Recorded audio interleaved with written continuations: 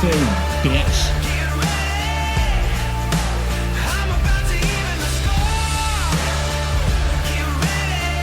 Yo, it's me, it's DDP. What is up, guys? DDP back for another live stream. It has been a while since I've been back, and as you can hear, my voice is actually back today, and I am psyched about that. Now, did it come back on its own? No, I had to force the issue by going and getting a steroid shot earlier today, but you know what? I'm all for it. Give me a shot in the butt if it means that I can actually talk and function like a normal human being again, because after 5, almost 6 full days of being sick, I was done with that mess. What's up, guys? First in the house, Rangers King 669. He was here before we even got the live stream situation figured out. Sorry for the delayed start. Also, sorry I didn't get a chance to announce it earlier. Big Game James was a late scratch for this stream. He really wanted to come on. We're going to do a makeup one for him to come on in the near future. But for now, it's just going to be me before I head out Tuesday on my vacation. So, with that said, let's talk a little bit of Mavericks basketball. Let's see, Jason Bryant, what's good? Jonathan, what's up? Oscar Alvarez, you're live, but you are not there. Kind of Schrodinger's Mav. If I wasn't there, it was probably just showing my intro card, which I use for the countdown. But yeah, it took me a few seconds after the intro card timer expired for me to actually flip it on. So, with all of that situated, let me get this keyboard out of the way for a minute. Let's talk a little bit about the Mavericks here. Now, obviously, with the team sitting currently at 6th in the Western Conference, it's been a little bit of a bumpy ride as of late. Things were not very good in the past week for the Mavericks. They've lost 3 out of 4 games. And anytime that happens, obviously, as I've mentioned before, with as tightly contested as the West is throughout the middle portion of its rankings, you're going to slide. And you've got a little bit of distance between yourself and the 7-seeded Thunder currently, but not a whole lot. I think it's like 2.5 games off the top of my head.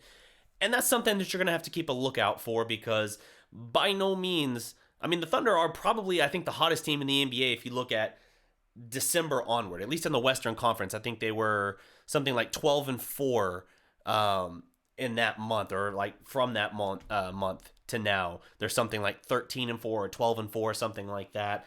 And they're cooking. They're moving along, and they're 5 games over 500. And I'll admit that's a team I had pegged as a basement team for this season. So NBA basketball is what it is. Things are going to move around. I didn't have the Mavericks getting off to the hot start that they did. I had them hopefully sitting 500 through 20 games, and instead we know how that picture looked. They were sitting very well. And now it's gotten a little shakier. Now we're sitting on, 22-13, I believe, 9 games over 500. And as a result of that, things they're good. They're better than we projected coming into the season. But because we've now seen how well this team can play, it makes it hard to accept the drop-off in play since that time. By the way, something else I noticed here. Normally I would have you guys, your chat on the screen. Apparently the function I use crapped out. Does not work. I'm going to have to find a new one. So for now, sorry your chats are not on the screen. But hey, if anyone has a good comment or something that catches my eye, or you tag me in the comment at the Dallas Prospect, it has to have the for it to highlight it orange for my benefit. If you do that, or of course if you do a super chat donation or something like that, help grow the channel, then of course your comment will be read. In fact, if it's a super chat, I think the Autobot jumps in and actually reads it for you on the channel. So hey, that's something. Anywho, so yeah, with the Mavericks, with how good we've seen them play, right? We saw them go without Luka all the way to Milwaukee and beat them. We saw them then go to Philadelphia and beat the 76ers without Luka. We saw them win a lot of really, really good things in this season. So when we're seeing them now kind of drop off a little bit, it's frustrating, but we have to keep a couple things in consideration here. One, we're without KP right now, and KP is our best rim protector. KP has been an elite level defender this year, has not missed a beat in that regard. Two, he's our second best rebounder. That's another big drop off there. We can say all we want about his offensive production being very up and down, especially in games which him and Luka have played. But the fact remains the same. You're losing a capable rebounder. Keep in mind, we just got our asses whipped on the board the other night in that loss to Charlotte. And a great shot blocker. I mean, you lose those two things, that's going to be a disadvantage for the game. You factor in then, of course, not having Tim Hardaway Jr. Hey, Jonathan, thank you for the donation to grow the nation, as Law Nation would say. I want to see. It should jump in and read it here in a minute, but if it doesn't, I will. Contributing to those shots to bring the voice back. Appreciate it. Yeah, with how last night's show went, even though after the Mavericks loss, I wanted to be drinking my whiskey and sulking a little bit. I was too sick to do it. There it is. Here we go. Money talk. I'll let it read. Jonathan here's donated $5 through Super Chat, contributing for those shots to bring the voice back. Appreciate it, fam. So yes, Barry Grogan, what's up? So yes, and you factor in not having Tim Hardaway Jr., your third man. Look, I will admit, with anybody, I've been dragged to the Tim Hardaway Jr., not fan club by any means, but I see the necessity of him right now. Does that mean that I refuse to trade him if there's a better deal out there for us that can help us? No. But that means I recognize that on this current team, with the roster constructed as it is, he is our best fit for our third consistent scorer. You can have nights where Seth Curry steps up. I wish he would have more of those nights. He's frustrating the hell out of me, frankly, because I hyped his ass up. So, yeah. It's something where while the team is struggling right now, the bench isn't performing to its usual standards.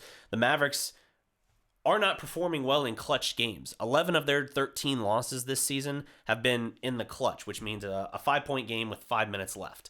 It reached that status before they went on to lose the game. And they're not closing well. And I talked about it in the last video I did. Luka has not had his same, to borrow a phrase from Mark Followell, his same Luka magic in the big moments. Now, he's playing very well. I'm not trying to tear Luka down, and there's just something some people have to realize. I'm not kicking dirt in his face and saying that he's a scrub by any means. He is a justified MVP candidate, but those iconic moments that he had in his rookie year, he's not producing yet this year. And I don't know if it's just that teams are throwing a little bit more attention at him, particularly in those moments, or if it has something to do with the fact that he's shouldering a greater burden right now, especially right now, like right this minute with KP out. I don't know, but whatever the cause is, I don't think it's a sophomore slump because he's elevated in everything other than three-point shooting. Three-point shooting, he's more reliable, or not more reliable, more reliant on that than ever, and he's connecting at a basically same clip as last year, but people forget, or maybe they don't forget, but he was, before the All-Star break last year, shooting about 37% on three-pointers. It was after the break he plummeted down to about 32%. He's been 32% this whole year because he keeps jacking up 10, 12, 15 threes a game. That's too many. I understand that we're an offense. He's the maestro of this offense. I get it. And this is a team that wants to take a lot of threes. And when you look at the offensive efficiency historically, it's hard to argue. But then you look at a game like the Charlotte one and you understand there is an essential need to counteract it. When the three-point shot's not falling, you have to get to the basket. Now, after the game, it was basically intimated that Luka, because the two plays earlier, he had gone to the basket and not gotten the foul call. One time, he was fouled and turned it over, but they didn't call the foul. And the other time, he just missed a shot. Because he wasn't getting those calls, he decided that the step-back three was his best choice. I don't digress. I disagree because he loves that step-back three, and it's his signature move other than James Harden. I get it. But James Harden connects on a much better percentage of his step-back threes than Luka does. And I think that that's something he needs to keep in the pocket, sure. I'm not saying don't shoot it, but there are certainly times when you need to be a little bit more aggressive, force the issue. Like, there are ways to draw contact that are different. You can draw contact that's irrefutable as opposed to just throwing, going all the way to the basket. Like, you can get a pump fake on a mid-range and jump into the contact a little bit. Now, you can't jump left or right, and you can't kick your leg out, but you can initiate contact that way, and we've seen him do that. There's other solutions there, is what I'm saying. For Luka to shoot 6 free throws in the game, despite the fact that he drove to the lane 25 times in the game, that's kind of crazy. That means he got 3 foul calls in the game, like attacking the basket. For that percentage, that's not good. He shoots about 9, almost 10 free throws a game in the NBA, which I think is about 4th most this season. And they're going to have to figure that out. They're going to have to figure out how to be aggressive. Now, I wrote recently, I'll jump back into the comments here in a second, but I want to get this train of thought out because I realized right after I ended my video the other night that I was right on the cusp of this thought that I wanted to mention, and I just didn't get around to it. And I was like, oh, I almost want to like jump back on and like throw that thought out there, but I knew I'd be back on soon, so I held on to it. My last article for Dallas Sports Fanatic talked about how this Mavericks team, I talked about them playing shorthanded, and I compared it to the 2010-2011 championship team, who in the span of about a week lost Dirk and Caron Butler, their number 1 and number 2 guys. They had started the season something like 26-4, 24-6, something like that. Best start through 30 games in franchise history. And they kind of fell apart because it was like 2 games after Dirk went down that Caron Butler went down. And they lost something like 9 out of 11 or 12 games. I mentioned it in the article. The team went into free fall for a little bit. And even when Dirk came back, he kind of had to rush himself back just a little bit. And it still took him a couple games to kind of right the ship finally. Caron Butler obviously would never return for the year because he had a ruptured patella tendon. And with all of that being like it was, while we had to go through these hard times and these grinds, it was a critical part. It was a critical moment for that team. And I think if you asked a lot of guys from that championship team, they would tell you, we learned how to play without Dirk. We had to learn how to play without Dirk. Not having someone that could bail us out all the time. Not someone who could give us 30 and 10 or 30 and 12 or whatever we needed. We had to figure out how to play without that element. And yeah, we got our asses kicked for a little while. But when it came time for the playoffs and that mental fortitude and all that, it came up huge. You look in that championship final series, Game 6 in particular, Dirk couldn't throw it into the ocean in Game 6. He had a fantastic series, but in the closeout game, he couldn't buy a bucket. He was like 1 of 12 at half. And yet the Mavericks were up like 6 or 7 points at half. It's because Jet went nuts. Now, Jet was our 6th man, but he basically was our number 2 guy. And you had him going nuts. You had the bench playing up to par. It raised the game of the rest of the team. And in my Dallas Sports Fanatic article, I kind of said, hey, this Mavericks team, they're having to play without Luka right now, but look at what they're doing. They nearly came back and beat the Heat in that game, in that overtime loss in Dallas. Then they went to Milwaukee and they beat Giannis. Say what you want about how murky it got at the end, but they did it. Then they went to Philadelphia and they beat the 76ers. Then they went to Toronto and they went up 30 before it took a complete collapse to tear them down. I looked at it and I was like, son of a bitch, this team doesn't even need the growing pains that the 2010-2011 championship team needed. They're ready. They're right there. I was wrong. The evidence through that portion, playing without one of the 2 main guys, suggested as much. But if you look at what's happened in the games where they haven't had KP, you consider losses to the Lakers. That was a handy loss, handily defeat, 13 points there. We look at other situations as well. Obviously, you have the Hornets loss was a tough one, and the OKC collapse there as well. There's a clear trend right now with this team closing out games, and I don't think it's that they're incapable of it. I just think that for whatever reason, they are struggling to execute in those situations. Teams are throwing some different looks at them. I'm still a little baffled that this team still struggles against full court pressure at this point, because Toronto was a long enough time ago that they should have really addressed this and figured it out. But all the same, this team has shown themselves capable of going into any house in the NBA and getting a big, convincing win. They've also shown that they can be their own worst enemy. And for a young team, for a team led by 2 guys 24 years or younger, I think, is KP 25 now? I think KP might be 25 now. Regardless, This team has shown itself capable of an awful lot. And oddly, they functioned still very good without Luka. And that's not to say that they're better without Luka at all. It's just to say the bench played well and KP elevated his game. And then it's like Luka came back and a lot of guys kind of, for the most part, took their foot off the gas. The bench has not been scoring at the rate they need to lately. Now, you got Maxey, who stepped up and had a crazy good game the other night. You've had games where Curry stepped up in a big way. They just aren't quite doing enough to close the door, and a lot of that has to do with late game execution. They fix that, they'll be fine. But that's just an observation I kind of noticed on that, where I was like, I wrote about it because it looked damn true on paper, right in front of your eyes, and then I stepped back and it was like, all right, let me marvel at my own masterpiece, what I've written here, and oh no, Charlotte, oh no. Like, that's basically how it felt. So let me hit up some of these comments here. Jump back through this. Gabriel Paulin, what's up? Trevor Foster, glad your voice is finally back. Appreciate you, man. Marco, what's up? Amanda, how's it going? First name, last name. Yo, DDP, what to do? Can't wait to get my shirt. Yes. Allow me to take just a quick moment to cheaply and shamelessly plug my own shit. There are new Dallas Prospect shirts here. Look at that. I had it right on call. If you go to represent.com/store/Dallas Prospect, all one word, you will see the new inventory we got here. The shirts that I believe first name, last name purchased was this blue and white Dallas Skyline, Dallas Prospect shirt. Take a look at that. I don't know how this will actually display within the window here. Is it going to actually look right? It will. Hooray. Every legend was once a prospect. That shirt is available now. You got several different color options here. Actually, gray is not the best looking one in that case, but whatever.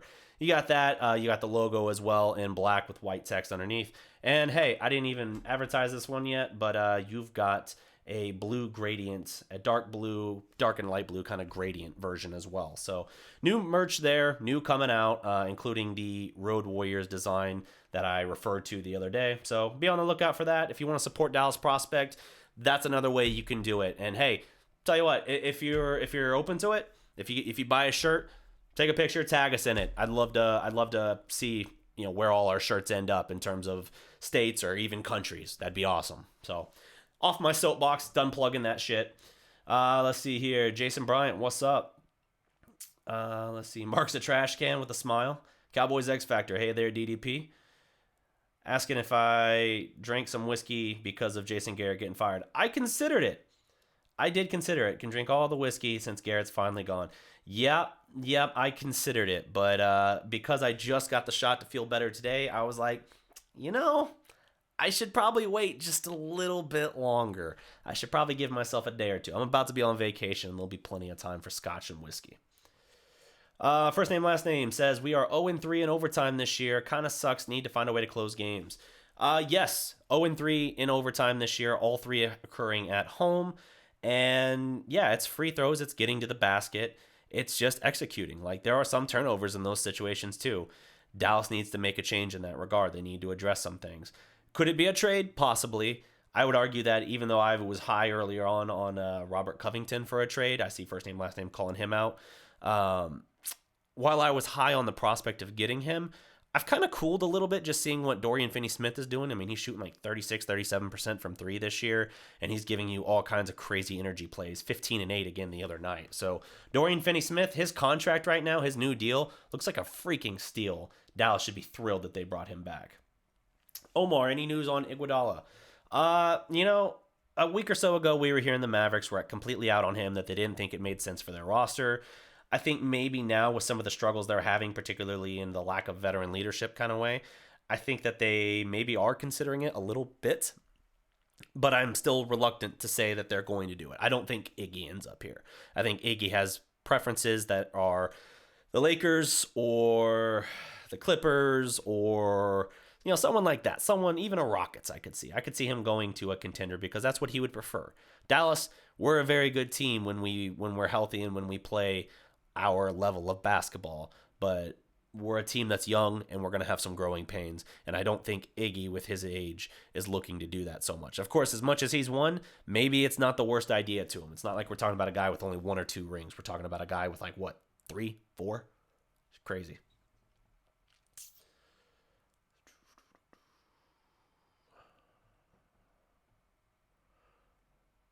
Need a legit center. Dwight Powell always getting scored on like he's not even there. Dwight Powell defensively is struggling right now. Struggle bus. Low post defense is not good for Dwight Powell. There are some things he can do all right. He's okay on the perimeter, but when you talk about post-ups, yeah, he's getting used and abused. And, I know he's an elite rim runner. I know that there's a lot he does. If you look at the analytics when him and Luka are on the floor, how crazy good the offense is. When you put him, Luka, and KP on the floor, the offense is insane at that point in terms of its points per 100 possessions. And I think that's the kind of stuff that they look at. The Mavericks have shown us they look at those numbers really closely, and that's what they put a lot of their stock in. Carlisle talking about the post-ups the other day. I know that was a very divisive thing, and I've seen, I think B-Ball Breakdown did a counter-argument to him, basically pretty much tearing down Carlisle's argument, saying it's not a good look, not a good shot for them. And their basically argument was, hey, at least post up and create these kind of looks, these kind of wide open looks for you. But Dallas already, that's a good point, and it's certainly something worth considering. But Dallas already gets a lot of wide open 3-point looks. They're very good at generating those anyway. So I get it, but it's like on both fronts, it's like it's not broke for the most part. So it doesn't need, if it needs anything, it's very slight tinkering. It's definitely not broke, but there's a middle ground here. It's not like all or nothing, like no post-ups or all post-ups. So with this regard here, don't put everything, this is Marco, don't put everything on Luka triple-double. The injury was a mind clicker. Maybe Kobe was Slovene game gave him courage. Yeah, I don't know. Maybe Luka is putting, he might have come back a smidge early, but his performance suggests that he's not hurting in that regard. But maybe he feels a little bit more of the burden right now, and that's throwing him a little bit. But I'm not worried about Luka. I think he'll figure it out. I just wish he would dial back a little bit on the three-point shots, unless it's like a wide open look or just a spot up. Give me that. Don't give me 12 step backs a game on a game in which you shoot 15 threes and make 3 of them.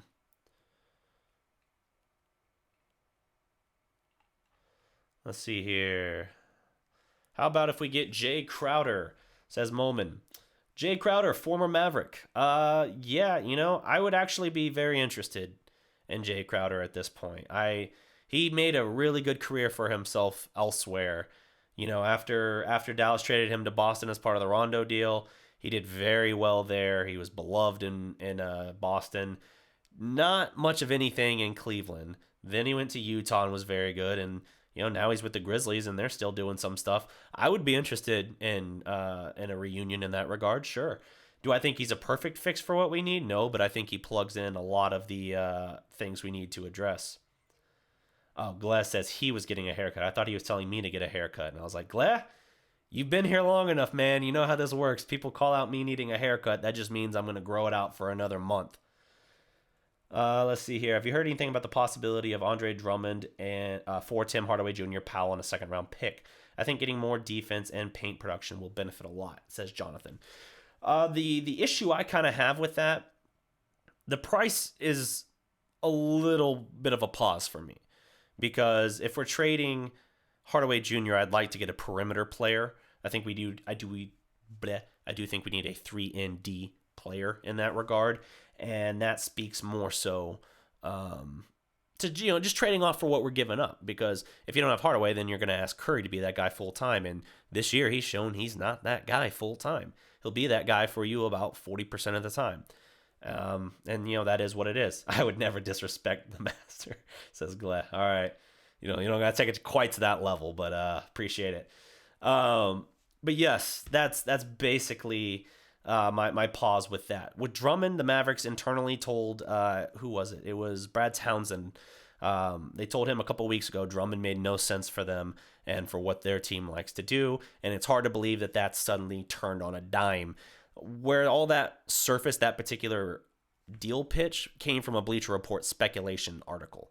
So it's not anything to consider in that regard. I don't think it's very likely. I don't think Andre Drummond is going to come here. Do I like the idea of having a 2020 guy on this team? Yes, but I understand that there are some warts as well with Andre Drummond.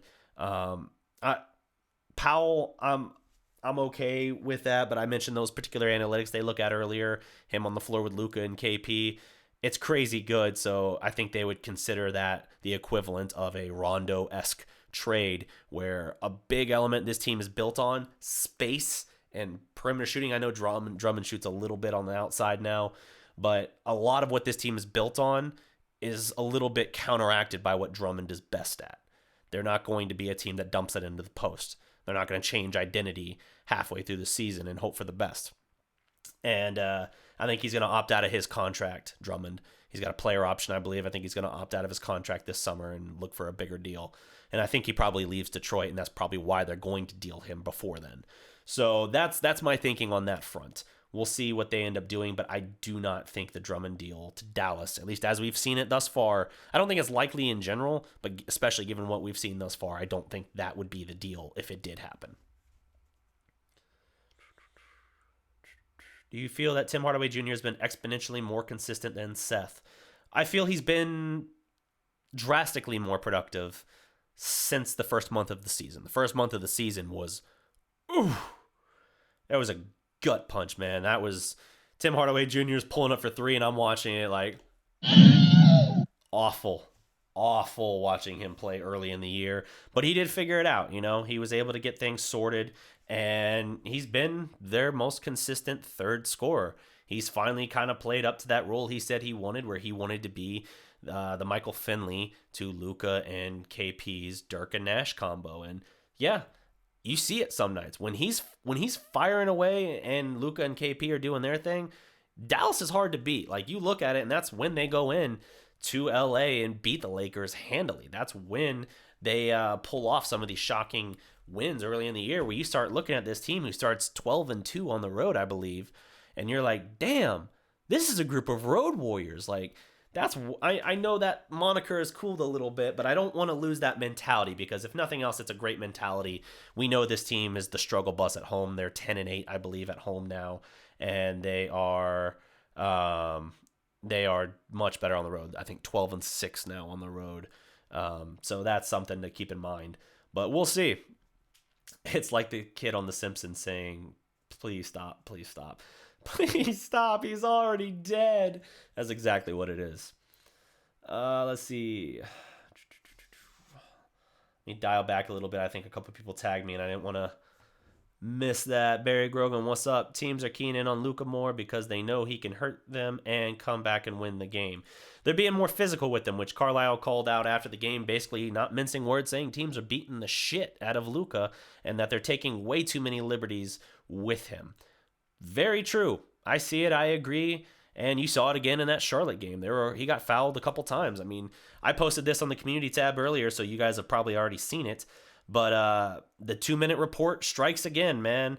They come out and they acknowledge, yep, there were 2 missed fouls in the closing minutes of the game. Here it is, Brad Townsend again on Twitter. NBA final 2-minute report concludes Dwight Powell should not have been called for this foul, and he has the clip, with Mavs leading by 6 in regulation. It went for free throws the other direction. Let's see here. And Luka Doncic should have gotten free throws with 1:59 left in OT, with the Mavs trailing by 1. This is it, and it's exactly like that second call out there. The Luka not getting that call, that's why he takes the step backs.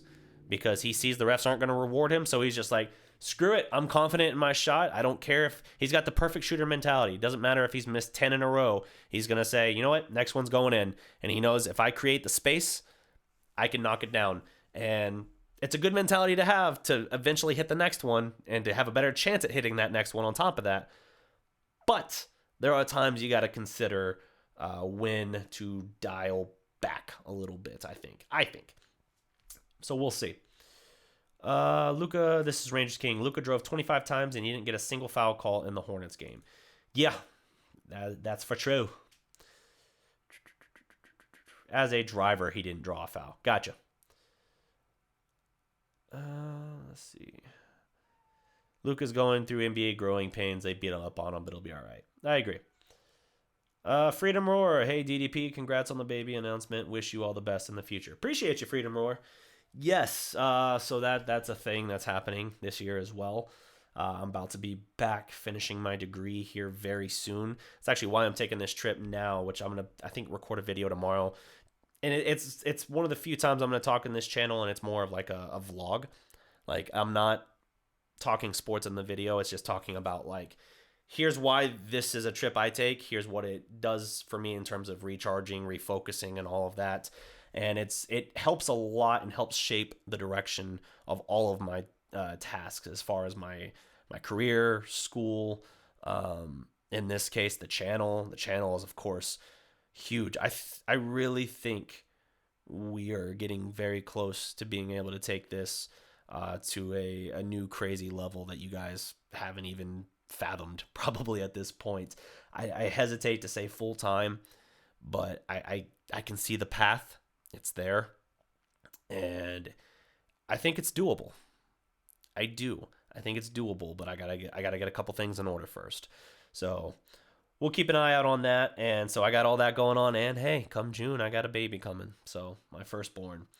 It's going to be a very busy, crazy year. I turned 30 this month here in a couple weeks. So life is shifting into a new gear, and I just got to learn to deal with it, man. Thank you, Freedom Roar. Raphael states you are being heard all around. Being heard from Brazil, my man. Appreciate you, Raphael. Yeah, as I believe Represent does ship internationally as well. I've not admittedly tried to order something internationally from there, but I'm pretty sure they do because they're massive. Like they are a primo site for this kind of thing for musicians, for other YouTubers as well, for celebrities and all that. So I highly expect that you can do international orders like that. So by all means, if you're interested, if you want to check it out, go for it, man. We got some new designs here. I'm going to have some another Dallas Prospect one coming out. I don't know if you guys would even have interest. You see the TDP diamond logo there. I got that one, and I got a variation that is DDP as well. I don't know what your guys' interest is in that. If you have any interest in a shirt that at least in some part incorporates that, let me know. It's a logo someone made for me, and I dug it.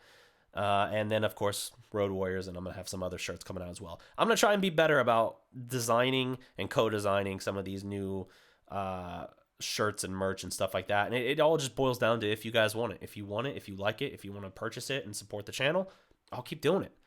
That's how everything on this channel works. Your views, your voice dictates the channel and the conversation and all of that. And I try to give as much power as I can to you guys in that regard, because I understand this is supposed to be a channel for all Mavericks fans. It's not just about me and what I can do. So anyway, that's off my soapbox there. Let me see here.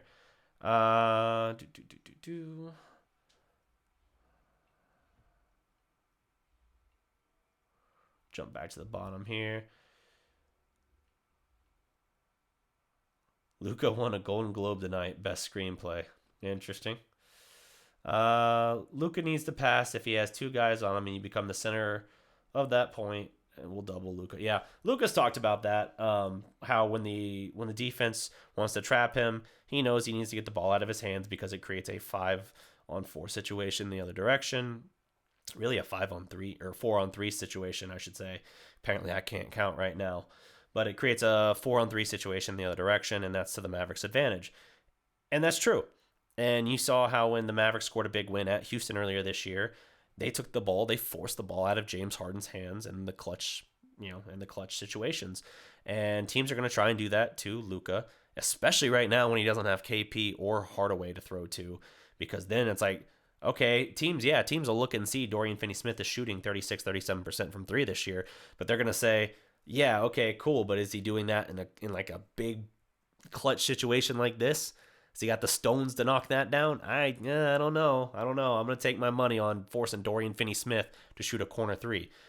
Seth Curry, he's a great three-point shooter for his career, but, he hasn't been that great in this game. He's something like 0 of 4 from 3 and 6 points on the game overall. Like, I could see letting him take that look over letting Luka do anything. So that's what it's boiling down to. Dallas has to figure out how to adjust for that. And that's why you saw teams go, hey, we need 2 guys that can have the ball in their hands and create. KP, not so much about creating his own shot right now. We're not letting him post up like we did, or like not like we did, but like the Knicks did when they ran the triangle. Those post up opportunities are gone for him, and as a result of that, you see why he's not as much about creating his own shot. He's not having as much success with it because it's a different way in which we're asking him to do that. Justin Jackson has I love Justin Jackson, but he's hit a wall right now, man. He's not been very good or consistent for a little bit, and I do think that's one of the things that for me is personally disappointing. I never said that Justin Jackson was going to be the 3rd man on this team, but I thought he could be that 4th or 5th man. And between him not getting consistent minutes, between him playing subpar defense at times, and kind of just missing a lot of 3-point opportunities he really can't afford to miss, I just see him kind of staying caught in this purgatory, and that's why I think if we do make a trade, Justin Jackson is likely moved as part of that deal, given it's the last year of his rookie contract.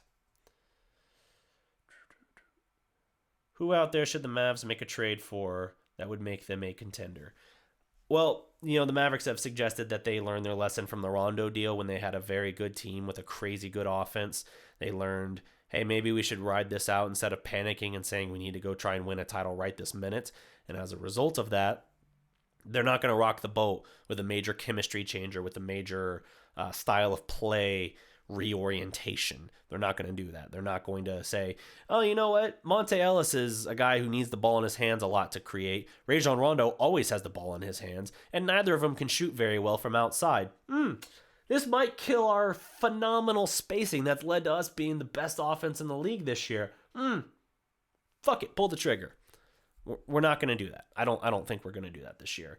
And that's why I don't think we're going to do a big deal like Drummond. Whatever we do, I think it's going to be a quality addition. Just like, I hope it's a little bit better than this. DeLon Wright's another guy that people said, hey, maybe he could be the 3rd man. He's not been given consistent minutes or opportunity either. He's been up and down. You see times where his defense, he's our best defender other than Dorian Finney-Smith right now. And I would say there are some games when you can make the argument that they are on even footing in that regard. But I would like to see more from DeLon Wright. I think whatever move we make, it's going to be a move sort of like that, where it's an addition where you're like, okay, I've heard of this guy, but let me look into him. And then you look into it and you're like, that's an under-the-radar name that fits rather well. Here's one I like. This is totally under the radar. Not a 3-and-D guy. Dwayne Dedmon on the trading block. He's had a rough year with Sacramento, but he is I think, perfect fit for this team. He addresses some of that front court struggle as well. People frustrated with Powell could help you a little bit in that regard. And he can shoot some threes reasonably well. Helps you keep the floor stretched. I think you can get him. He was with Atlanta last year, was great. Went to Sacramento this year, has been a disappointment, and he's on the block. That's a very cheap guy you can get that I think makes a big difference for this team. An under-the-radar guy that you don't got to overturn the boat potentially for in order to help this team go downstream. I'm trying to figure out the analogy. Downstream, upstream to Championshipvilleburg and Stein. So that's just a name I'm throwing out there as my interest. If you were the Mavs GM, how would you pitch players to come play and join Luka? I think that's pretty self-explanatory at this point. You look at what Dallas does in terms of its offensive efficiency. You look at, if you're averaging something like 100, I think they're a tick under it now, but about 115 points per 100 possessions, you got a lot of guys scoring, obviously. So you're going to get scoring opportunity. If you look at the number of wide-open three-point looks that the Mavericks generate playing alongside Luka, if you look at the number of alley-oop dunks, easy buckets that he generates, Dallas generates the most. I think they're in the top 3, actually, wide open 3-point looks this year. I could be wrong on that. Feel free to fact check me if Rangers King, if you're still in here, feel free. But they're in the upper ranks of that, I believe. And that's a guy that's easy to play with. He draws the attention. Then you got KP there as well. They draw that attention. It leads to you getting great looks. Dirk was, there's a reason Mavericks were able to resurrect a lot of careers with what they called fallen angels. They could get a Jerry Stackhouse or a Vince Carter, guys who had their careers had kind of wound down and they were kind of like considered as their best days done, but they came here and they were still very productive. Their careers resurrected a little bit and went on even beyond that, and they went elsewhere afterwards, and they weren't able to recreate it, which shows it was our culture and our system. It's Dirk. Monte Ellis is a perfect example of that. Monte Ellis saw a great spike for about a year and a half. Obviously the Rondo trade killed his last half of the year here with us, his final year. But it creates, the gravity of Dirk creates a lot of space, which Monte was perfect for abusing in pick and roll situations. And that works out. So you can create this. You can still have, to a lesser degree with KP and with Luka, the gravity. And when I say a lesser degree, I'm only talking about like literally the pick and roll if those two players are in the pick and roll. If you're doing a pick and roll with KP, we don't use KP for a pick and pop mid-range game, which is a little weird to me because that was such bread and butter for Dirk. But with KP, figure it out. There's stuff they can do. You have that option. You have the great looks. You have the fact that Dallas has still a fair bit of cap money they can afford to spend. There's a case to be made for sure. And I think it's a relatively easy argument to make. You see the team on the upswing. The problem last year was that we hadn't seen the guys together, and so everything was in theory, and it was all dependent on, could Luka take his game to another level in year 2, or our team's going to figure him out and he'll have a sophomore slump, and is he close to his ceiling? We don't know. We didn't know then. We know now he wasn't.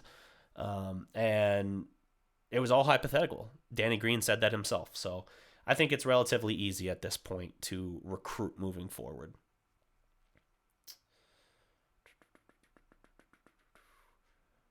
Luka knows he is the point of attention at the end of the game. Last match, he called a play for Curry for a 3 at the end. Unfortunately, the pass went to his feet. You can check out the TO.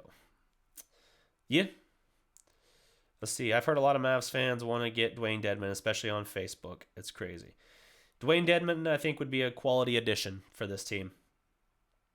Do you think Dallas has a realistic chance of getting Giannis in free agency? No, I don't. I think Giannis is going to be Milwaukee's Dirk, which is ironic because we traded with Milwaukee to acquire the rights for Dirk on draft night 1998. I think Giannis is going to be a lifer in Milwaukee. I mean, we'll see if they can't, for whatever reason, win a championship. But, I mean, shit, they're the best team in the East right now. They were the best team in the regular season last year. You look at what they've built, and it's kind of hard not to see them being there. Him being there for a long time. So, no, I think he re-ups. Plus, he's got one of his brothers on the roster. All the talk of, like, for a while, oh, we have Kostas. We don't anymore. Kostas is with the Lakers. But Milwaukee signed his other brother, Thanos? It's not Thanos. That would be so badass. I would definitely know that one. But they have another, I think it's his older brother, actually, on the Bucks as well now. So whatever angle we thought we had on that case, we don't have it.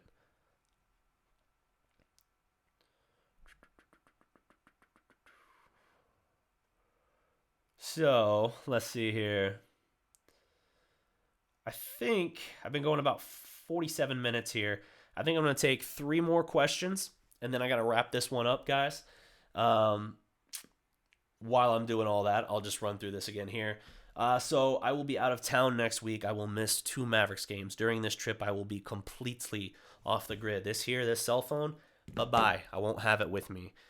This is something that I started doing last January, and I thought it was hugely beneficial for me to recharge and reconnect my mental health and all of that.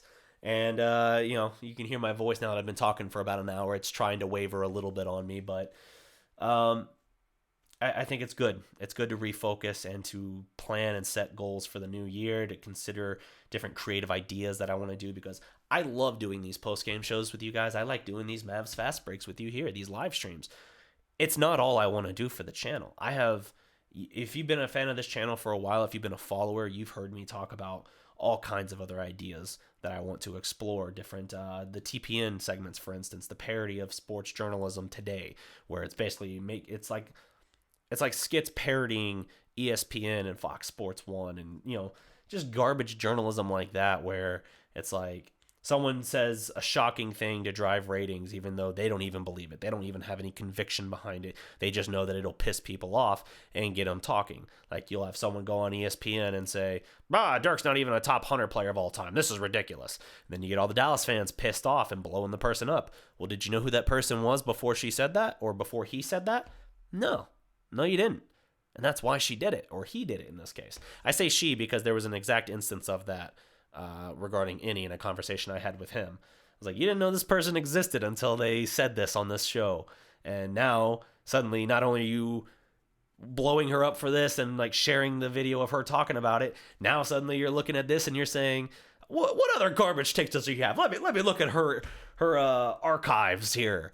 Like, dude, don't play into the game. Don't play into the system. Like, everything I try to do here, everything I think good sports journalists try to do, actually has a shred of authenticity and principles and all of that. Like, you believe something, you have convictions, fine. I'm not going to always be right. I'm not always going to be the best or most in-depth with my analysis. I understand that. I think you understand that. But I'm going to do my best, and I'm going to give you my honest, legitimate, real opinions. And that, to me, is all the difference. Like, yes, Eastside Harold calls out Skip Bayless. What up, Eastside?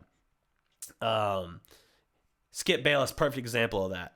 I cannot stand Skip Bayless. I can't stand Stephen A. Smith. These guys have zero conviction behind anything they say. It's just all a means of manipulation. Really, if you watch, it's straight up wrestling. It's like WWE. You have heels going out there, cutting promos, working up the crowd. It's a shoot. They're going out there. It's like when the heel wrestler goes out there and he's like, they'll be in Cleveland that night. Or here, I'll use Dallas in this case just because we're talking about what pisses off Dallas fans. They'll be like in Dallas and they're like, it sure does stink here in Dallas surrounded by all these losers. Or they'll point out like, Cowboys missed the playoffs. Who's even surprised anymore? This team's garbage. Like, and the crowd, of course, erupts in boos or whatever. And it's like, dude, come on, don't play into his hand. That's such cheap heat. Like, that's not anything real. Yes, I am a wrestling fan. More so from the 90s, but I was diehard from like 97 to 2005. I still watch AEW and a little bit of NXT as well. I can't watch Raw and SmackDown right now. The product is too bad, but I do keep an eye out on some of the pay-per-views as well. But yeah, they'll do that. Or the babyface to get a cheap pop in this case. They'll go out there and they'll be like, it sure is good to be in Dallas, Texas, and the crowd cheers like, yay, he said Dallas, that's where we are. It's like, dude, come on, man, have some pride, have some shame. Don't fall into that trap. At least make them earn the booze or whatever.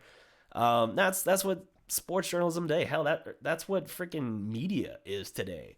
I mean, good God, half the stuff is just intended to get you pissed off, because if you're pissed off, you'll talk about it. That's it. If they went out there, if that same person that got the same woman who got him worked up, I don't remember her name, if she goes out there and she says, oh, hey, Dominique, appreciate it. Welcome, new subscriber. If he goes out there or she goes out there and she says, oh, Dirk is unquestionably one of the top 20 players all time, then it's a confirmation bias for us at that point. We're like, oh, yeah, well, of course. I don't argue that one. Moving on. They might drop a like and then they move on. But if she insults the man, then you're going to react. Then it's going to turn incendiary. Then you're going to share that video, and that shit's going to go everywhere because the rest of your fan base is going to tear into that person. And she wants you to. It elevates her profile to try and become another one of these Skip Baylesses, Stephen A. Smiths, Colin Cowherd, Jim Rome back in the day. I know he's still around. That's what it is. That's the game. Don't play into it. I'm off on a tirade here, but I take sports journalism and integrity pretty seriously. That's why I'm even doing what I'm doing. So, as it is, we'll see how we'll see how that shapes out. But I would like to do a lot more creative stuff, and that's what this trip's also good for. Let's see here. You planning on going to a Mavs playoff game? Asks Chris Tucker. I don't know if I'll be able to get a playoff game media access this year. I might be able to next year, especially if I've been able to kind of parlay that into a new position, a new career position for me as a sports writer.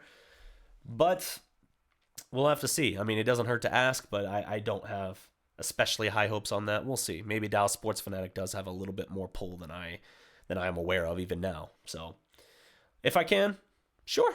Why wouldn't I? Absolutely. I've never experienced that as a member of the media. Why does it feel like the Mavs need what? Or wait, why does it feel like the Mavs need most, if not all, the roster and a miracle A-plus player to sign up willingly with the Mavs to contend for a championship? Why does it need... So basically you're saying why does it feel like we need perfect health and a good God home run signing to join us to become a championship contender? It feels that way for 90% of the teams, dude. 90% of the teams. If you're not Milwaukee, if you're not either LA team, maybe the Rockets. I mean, hell, look at them. They've kind of been trying to do that too. That's why they made the Russell Westbrook trade. If you're in that kind of boat, that's where you are. I mean, really, it is. That's where you are. You're just trying to... You feel like you're afloat and you're doing well, but you don't feel like a real contender. There are teams that can, wedge their way into that conversation. Boston still looks pretty damn good. Toronto still looks damn good. 76ers, I think there's trouble with the connection as far as play style of Ben Simmons and Joel Embiid. But, they're a talented team. So, you've got these options out there. You've got these other teams who could reasonably contend, but I guarantee you every one of them is sitting here right now thinking, what do we need? What do we need? Do we need something significant, or do we need some more bit parts around? So it is what it is. Don't sweat it. We're in a good spot. We're in a tremendously better spot than we were 15 months ago. Let's just appreciate it and understand this year, if we're in the playoffs, that's a victory. I said for it to be a disappointing year, we'd have to be below 500. So 41-41. That's bare minimum for me for a successful season. Now, you could say with how we've seen ourselves play and the fact that we've already got 23 wins, that it would be a disappointment. Is it 23 wins? It's 22 wins. It's 22-13. Yeah, you could say that's a disappointment if that's the case. But I try to keep it in perspective. I don't like being the guy that's constantly moving the goalpost on my team, where suddenly if the Mavericks make it as a 4 seed, but then get bounced in the first round to the 5 seed, which would be a really tough matchup anyway. That happens, and then suddenly I'm like, not even one playoff series victory. We still haven't won a playoff series since the 2011 finals. Garbage, I say. No, it's not what I want to do. I want to say, hey, dude, I thought the season was going to be this little thing here, and I was willing and ready to appreciate even that. And you gave me all this shit, all this extra shit that I didn't even dream was possible. I'm not going to then turn around and bemoan the fact that we didn't go all the way, or as far as I hoped it would go once I started to allow myself to hope. Enjoy the ride. That's what it boils down to.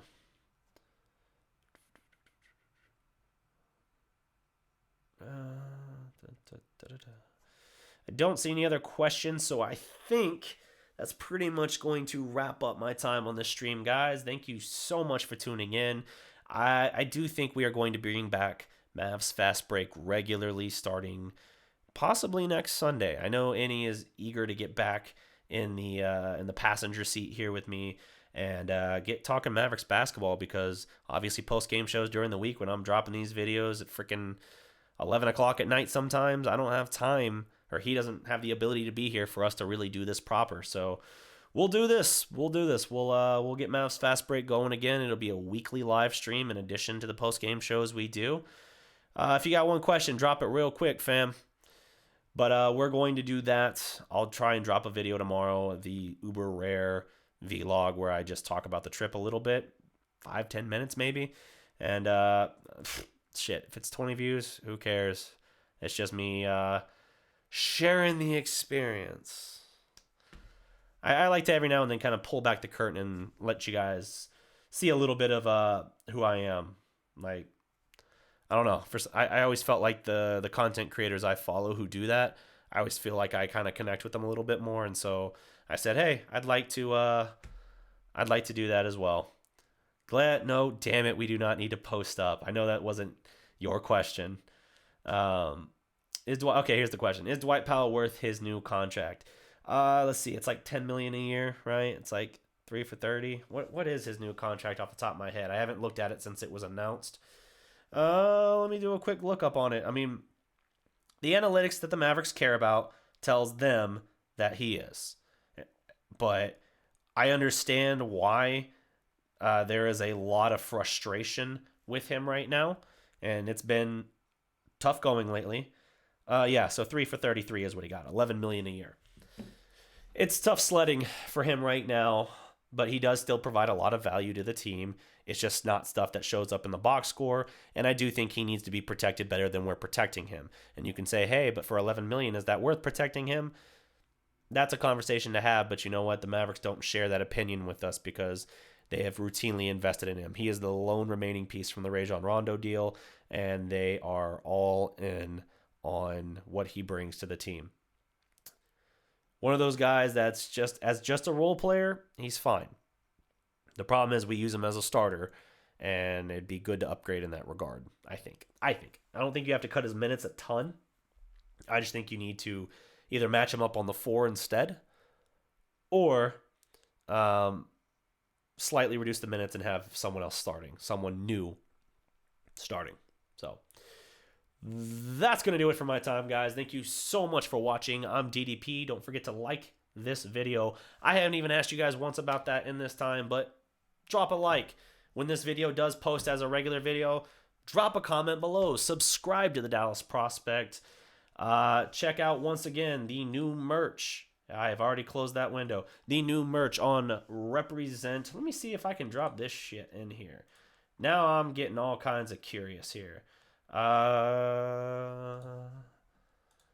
Nothing like killing the outro flow to my own show. I think of everything. Yep, I think of everything.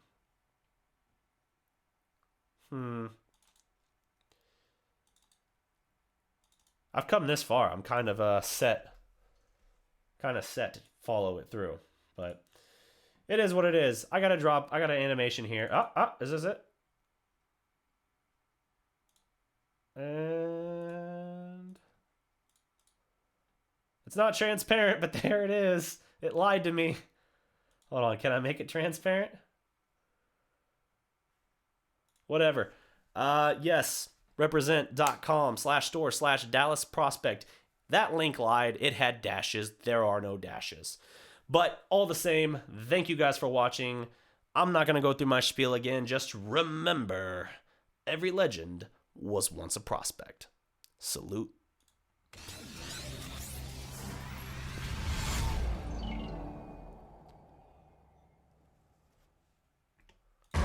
Yo, it's me, it's DDP.